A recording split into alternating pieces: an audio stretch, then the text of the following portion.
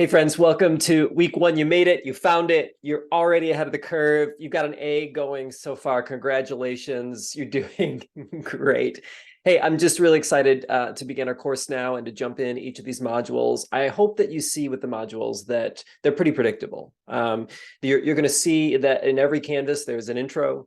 I'm going to do some framing comments. There's going to be some lectures where I'm going to give you some content and things to think about. And as we engage the literature, there's going to be tasks. These are the things that you just need to get done this week. And I hope to make it really clear so that you're not guessing. And then there's just a section called Explore. This is where I'm just going to probably populate every week resources, ideas, videos, links, that emerge from our conversations that I think will be helpful to you. And again, those are just extra. You don't have to go there, but I find that sometimes as I listen to all of you, there will be particular energy toward a particular topic, and I sometimes have something on that I can share with you. So I hope that every week it's sort of that rhythm, and that you're not in any way confused as to what's going on. Now, you have a syllabus, and then you have Canvas.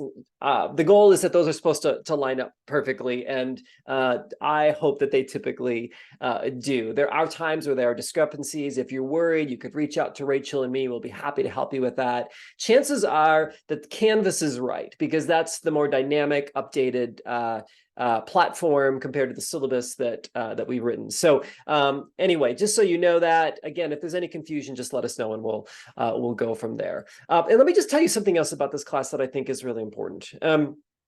I think when sometimes we think about content, we think that the content is the books or the lectures or the things that I share with you. But I want you to remember that the content is bigger than that. The content actually includes you as well. I really believe that in classes, our lives, our experiences, our stories spill into this space, and we have this unique moment in time where we're all together. That's unique, that will never be like this again. And with that, we have a chance to learn from each other, which is remarkable. And let me be really honest with you. I think that you all have gotten to graduate school because you've done well in previous school, college, high school, whatever. You know how the system works. You have a pretty good sense as to how to get the grades you need to move forward. And I think that's totally awesome. I mean, you're all brilliant. Let's just assume that right from the beginning. But what I find in graduate school is sometimes students are so good at knowing how the system works that they actually stop learning.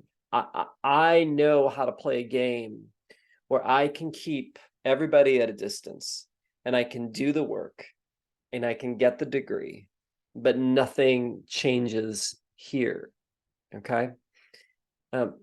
My desire is that this is what is moved. Like, I hope that somewhere along the way, I pray that your heart would break. I pray that you would get excited. I pray that you would find language to maybe finally connect with something that's been gnawing at you in a while. Maybe it will open up new possibility that's going to make you think about your ministry or what's next for you. Maybe you'll just experience grace or love, or be heard from one another. You see what I mean? Like this can actually be a really, really powerful place, but it requires something of each of us. And that is going to be really probably the hardest part of the class. We have to learn to trust each other. We have to be open with sharing our ideas with each other, and knowing that we can receive from each other for us to be really, really honest. Otherwise, we all play our game, right? We do what's expected of us. We write the post that is safe. We get the assignment in on time, and then we sort of move on to the next thing. But trust with each other opens us up to a vulnerability where true transformation happens. And I can't force that on you. We're all at different places. I don't have any expectation for you to like bare your soul just the first week or anything like that. But I hope that for each of you, you think about what it means to just open up a little bit, so that you might allow yourself to be changed, for the Spirit to touch or move you in such a way that gets beyond our, dare I say it, our insecurities, the ways that we negotiate and sort of try to overcome our the parts in our lives that we think we're really bad at with just our strengths, right? Like we all know how to play those games, but that's not learning. That's something else, right? And here's what I think is, if we think hard about our learning, it actually shapes our teaching. The way that we make sense of the world actually will impact the way that we try to help others make sense of the world. So I hope you hear, I'm sort of inviting you in to an experience.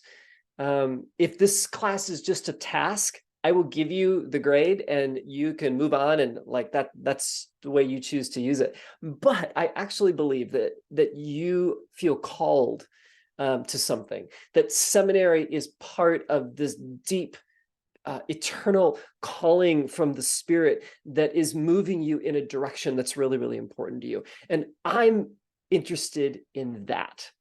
I think that you'll find that there's a lot of faculty here at Fuller that actually are in it to win it.